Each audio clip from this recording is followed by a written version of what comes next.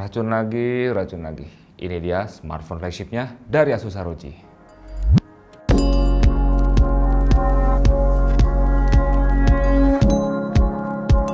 Selamat datang di channel SM Media, di channel yang super duper ngasih racun sekaligus ngasih kalian informasi tentang teknologi dan juga soal produktivitas kayak kamera-kameran gitu ya.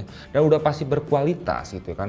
Dan tunggu apa lagi buat kalian langsung aja script cap dan aktifin tombol notifikasinya biar nggak ketinggalan info-info terbaru dari kita.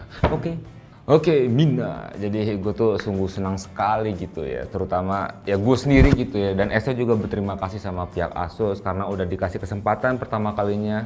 Terutama gue nih ya, gue tuh dikasih kesempatan pertama kalinya buat nge-review produk flagshipnya dari Asus, yaitu Asus ROG Phone 3. Ini mantep loh, flagshipnya Asus loh. Tapi sayangnya cuma bentar sih. By the way, hari ini Asus ROG Phone 3 udah resmi launching di Indonesia dan yang lagi gue pegang sekarang ini dibekali dengan RAM 8GB dan juga storage-nya itu 128GB dan dibanderol dengan harga lumayan lah pokoknya. Gue nggak tahu harganya berapa, pokoknya nanti kalau udah tahu harganya gue bakal taruh di deskripsi. Oke, tungguin. Dan Yaudin, seperti biasa sebelum kita bahas ke produknya, kita bahas ke packingnya dulu karena ya gue nggak pakai unboxing segala gitu ya. Mohon maaf nih. Oke, boxnya sendiri ini berwarna hitam doff dengan beberapa teks dan logo dari branding ROG-nya sendiri. Yang gue demen di sini itu teks dan logonya ini ada pantulan hologramnya itu dan membuat boxnya ini menjadi semakin premium.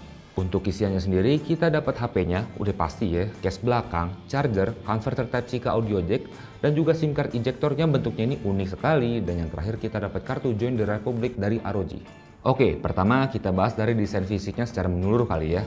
Untuk warnanya, ROG Phone ini cuma dibekali satu warna, yaitu warna hitam dengan frame body aluminium yang dilapisi kaca glossy dan juga udah Gorilla Glass 3. Di bagian belakangnya ini terlihat cukup simple dan hampir sama seperti generasi sebelumnya, yaitu ROG Phone 2. Dia memiliki desain asimetris, kemudian ada bagiannya nunjukin sistem pendinginan dari HP-nya ini yang bernama Asus Aerodynamic System dan terdapat logo ROG pada di bagian tengahnya. Lalu kalau misalnya ngomongin berat ya, ini cukup berat ya, mengingat ini kan HP gaming ya, punya kapasitas baterai yang gede dan juga adanya cooler di dalamnya pasti otomatis tuh bikin HP-nya tuh jadi berat. Tapi si ROG Phone 3 ini nggak seberat HP yang gue udah pernah review sebelumnya ya, HP gaming juga. Ya gitulah. Lanjut bahas fisiknya, di ROG Phone 3 ini nggak ada colokan untuk ke audio jack-nya. Tapi tenang aja, di paket penjualannya udah disediain converter ke audio jack. Jadi ya kalian gak usah khawatir lagi.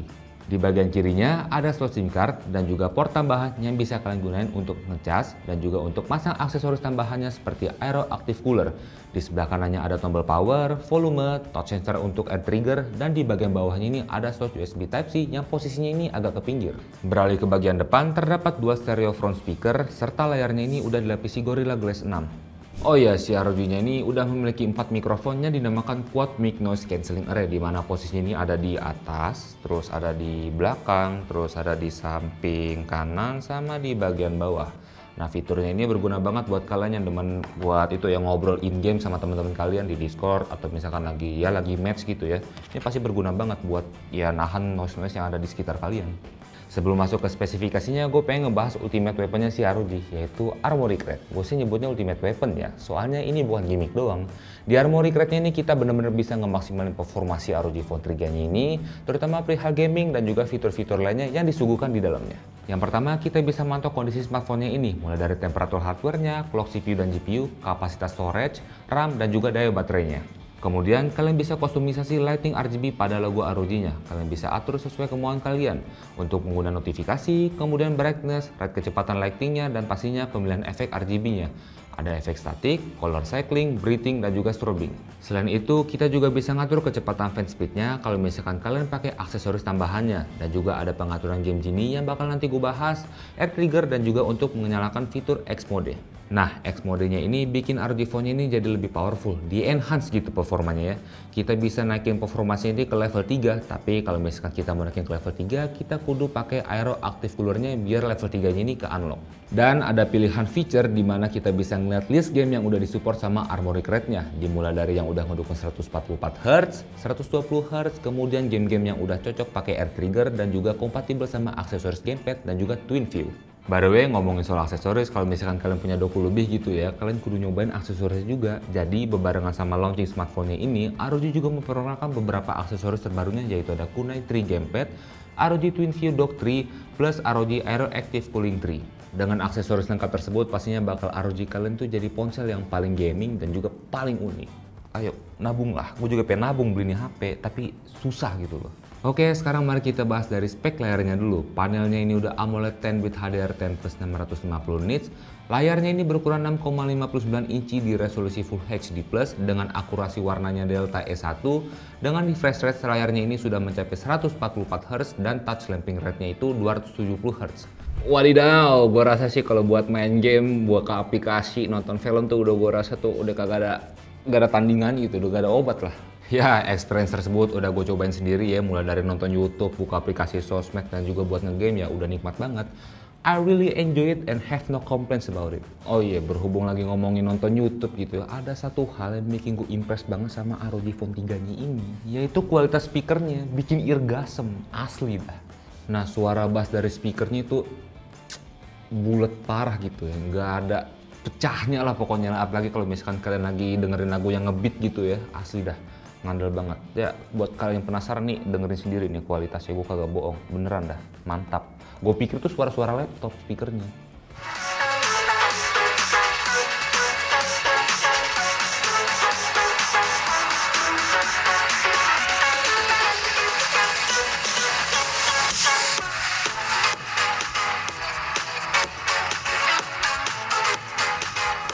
Sebenarnya sih nggak cuma buat dengerin lagu aja ya, buat ngegame juga berasa banget. Apalagi kalau misalkan kalian lagi main COD, PUBG gitu ya, yang butuh ngedenger dari apa ya, suara-suara step kaki dari musuh, suara arah tembakan gitu ya, udah lumayan presisi lah arah suaranya.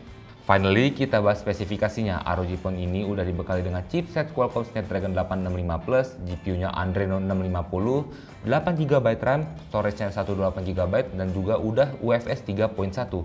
Konektivitasnya sendiri udah bisa sampai 5G dengan multi antena WiFi, dan juga untuk baterainya ini udah 6000 mAh dengan pengecasannya ini udah 30 watt hypercharge. Ya karena dari experience gue pribadi gitu ya, gue udah nyobain HP ini buat main game yang cukup lama gitu ya, dan butuh spek tinggi, atau misalkan gue pengen lagi main di settingan maksimal, itu nggak ada throttling sama sekali, nggak ada lag sama sekali, ya penurunan FPS-nya juga nggak signifikan, pokoknya aman lah, kalian pasti nyaman main di HP ini. Paling di sini gue menemukan kalau misalkan kita lagi main PUBG gitu ya di settingan smooth 90 fps, smartphone ini baru berasa anget gitu ya. Tapi perlu diulang lagi, nggak ada penurunan fps yang signifikan.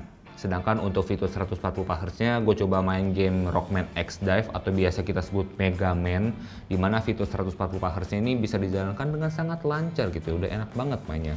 Sedangkan buat Honkai Impact nih ya, padahal di Armoury Crate-nya itu di situ udah mendukung 144 Hz, tapi ketika gue coba launch dari Armoury Crate-nya malah dialihin ke Play Store, dan di situ ada tulisan "This game isn't available in your country". Padahal ya game ini udah gue download gitu, udah bisa gue mainin, tapi pas gue launch dari Armoury Crate-nya malah ada tulisan begitu.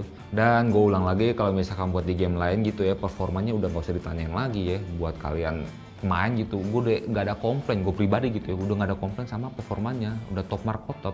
Ya paling tadi di PUBG doang sih, di 90 fps smooth itu dia HP-nya berasa anget, tapi gak ada penurunan fps, ingat. Masih ngomongin soal game, hampir ketinggalan ada fitur namanya Game Genie. Namanya unik ya Game Genie ya, jadi tuh dia tuh semacam game mode gitu ya, dimana kalian tinggal swipe kiri aja gitu ya saat in game, dan nanti dia bakal muncul dan nyediain menu-menu yang cukup lengkap gitu ya. Di antaranya kalian bisa ganti refresh rate, nyalain air trigger, nampilin crosshair, screen record, mantau hardware, serta ngeliat frame rate secara real time. Nah untuk fitur air trigger ini udah responsif banget pokoknya ya. Fiturnya ini udah berasa banget ketika kalian main game FPS gitu ya.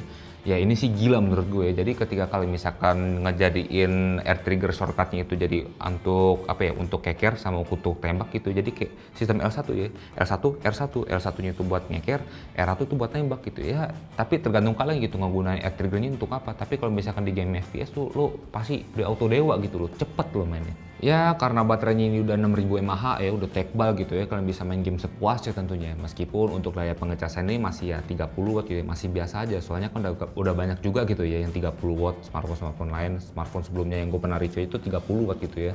Cuman ya kalau misalkan gue hitung gitu ya dari 0 sampai 100% itu untuk ngecas itu cuman makan waktu kira-kira ya 1,5 jaman gitu ya. 1,5 jam, bukan 1,5 jaman ya, 1,5 jam.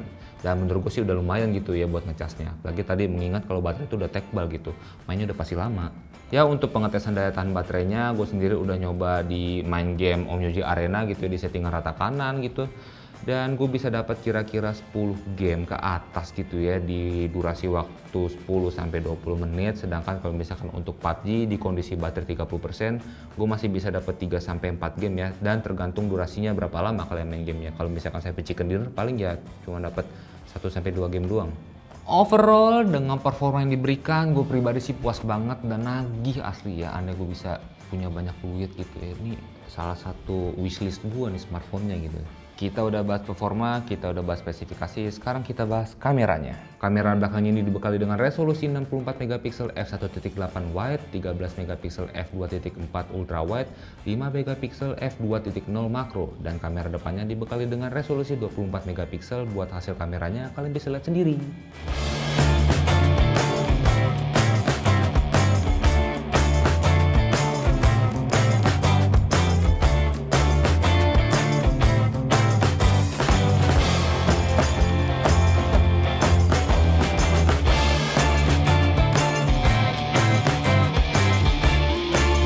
Buat di videonya kalian udah disajikan dengan kualitas 8K dan juga 4K 60 fps, dan juga ada fitur Hyper Steady di mana fiturnya ini bisa menstabilkan gambar yang kalian ambil gitu ya, buat sambil lari atau buat sambil jalan-jalan gitu ya. Tapi sayangnya Hyper Steady ini cuma bisa sampai mentok di Full HD doang, sementara di kamera depannya itu cuma sampai Full HD tapi udah 60 fps. Dan gak lupa juga udah ada fitur mic focus dan juga wind noise reduction yang berguna kalau misalkan kalian lagi shoot di outdoor gitu ya, itu bisa ngurangin noise yang ada di luar gitu ya. Jadi ya buat kualitas videonya sama kualitas mic focus dan noise cancellingnya kayak apa, silahkan dilihat sendiri. Gue menggunakan Hyper Steady di kondisi wind noise cancelling on juga, mic focus on juga sama gitu ya, biar enak aja. Jadi kita lihat bisa nangkal noise seperti apa. Kita balik lagi biar bersih tempatnya. Nah, gue gak lari ya di Hyper Steady, gue mau coba lari. Gue gak lari ke kenceng karena di Hyper Steady kita lihat kestabilannya seperti apa, lumayan stabil. Oke, ini menggunakan kamera depannya di Full HD ya, 24 megapikselnya kamera depannya. Tapi di luar sama ya sebenarnya, kondisi juga sama kayak wind filternya on, wind noise cancellingnya on, mic fokusnya juga on. Dan bisa lihat tuh dynamic range-nya mantap tuh ya, keren juga sih kelihatan warna on di belakangnya buat dengan kamera HP gitu ya. Sampai fokus loh, gue galeri coba ya.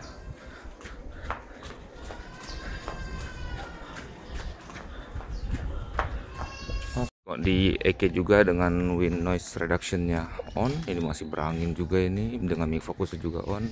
Gue pegang dua tangan and hold, gue coba jalan kaki agak cepet dulu.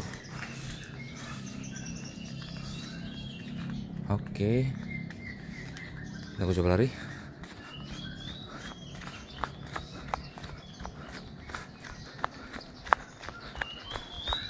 Oke, ini kualitasnya bisa kalian lihat sendiri ya. Nah, yang lucu nih ya, ini HP bakal main game kagak cepet panas. Cuman kalau misalkan lagi ngerekam 8K gitu atau lagi ngerekam 4K di luar gitu ya, nggak sampai 15 menit gue ngetes. Baru tadi gue ngetes gitu ya, itu HP cepet langsung anget gitu ya. Apa gara-gara di luar panas gitu, HP-nya ikutan panas ya? Gue nggak tahu, cuman lucu aja gitu. Buat hitungan flagship ya mungkin hasilnya B aja gitu ya menurut gue gitu ya. Tapi perlu diingat, ini kan HP bakal gaming, bukan buat ya, concernnya bukan buat ke kameranya gitu ya, concernnya ke gaming ya. Tapi dengan adanya fitur kayak wind noise cancellingnya tadi, terus ada mic fokusnya, gue rasa sih buat kalian yang hobi keluar gitu ya, hobi jalan-jalan, travel gitu ya, fitur itu bisa berguna banget buat kalian. Overall, ROG Phone 3 ini udah menyuguhkan performa yang bikin gue nagih banget buat main sampai lupa buat produktif, saking nyamannya gitu ya. Maksud gue tuh ya dari fitur yang disuguhkan, terus juga performa gamingnya ya, apalagi tuh ya performa gamingnya nggak ada throttling sama sekali, nggak ada penurunan FPS yang signifikan, daya tahan baterainya udah kenceng banget ya. Pengen gue jadi ngeracun buat ngegame lagi gitu. Jadi mohon maaf ST nih ya kalau misalkan gue ngegame mulu ketika HP ini datang. Dan kalau misalkan ngomongin minusnya, paling itu ya yang cukup gue sayangkan. Kenapa sih si Honkai ini nggak bisa 144 Hz gitu kan, sayang banget. Gue pengen nyobain gitu ya, dan gue nggak tahu tuh ngebak apa enggak gitu ya. Sayang aja sih, apa ada miskom antara pihak MiHoYo-nya sama ROG-nya gitu. Saya nggak tahu gitu ya. Dan juga sama di kameranya ya juga hasilnya ya B aja gitu. Dan gue nggak tahu nih buat kamera nih bisa jadi minus atau enggak, karena balik lagi ini HP concernnya buat gaming, bukan buat foto-foto.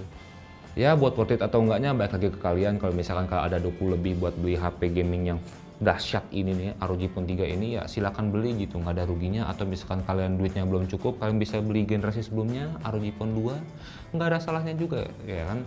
Dan ditambah juga ROG ini udah nyediain banyak aksesoris yang bisa mendukung experience kalian dalam bermain game. Jadi ya cobain lah kalau punya duitnya gitu ya. Gue juga pengen sebenarnya. Mohon maaf kalau misalkan masih banyak kekurangan gitu ya. Jadi sebenarnya ini HP dipinjemin cuma sebentar gitu ya. Dan gue malah terlena buat main game, bukan nyobain ngulik-ngulik yang lain. Gue kebanyakan main gamenya, saking enakin nih HP gitu loh maksud gue ya. Jadi pokoknya itu aja review dari gue. Silakan like, share, and subscribe ke channel ST Media dan juga ST Kurikuler biar bikin kita makin semangat buat produktif, makin banyak uangnya gitu ya. Kita bonus aja, kita butuh AdSense lagi gitu ya. Dan pokoknya itu aja ya. Support kita terus biar kita semangat buat bikin konten yang lebih bermanfaat, lebih berkualitas di masa mendatang. Itu aja. Di depan kamera ada gua Ska, di belakang kamera ada Aldi, dan sayonara. Dadah. Gua ngata ke atas. Sayonara.